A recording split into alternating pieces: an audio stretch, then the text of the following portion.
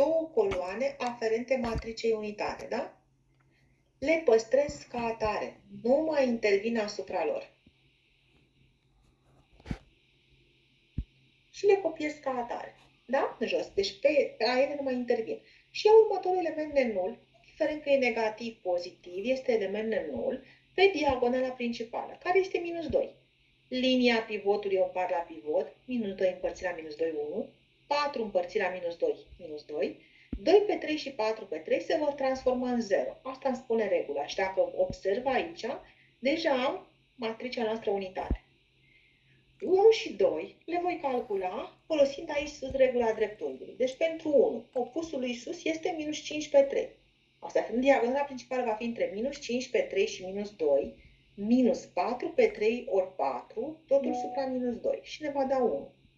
Pentru 2, opusul este 2 pe 3. Deci 2 pe 3 ori minus 2, minus 2 pe 3 ori 4 supra minus 2 și va fi 2. Și obținem aceleași rezultate ca anterior. X-ul este 1, Y-ul este 2 și Z-ul este minus 2.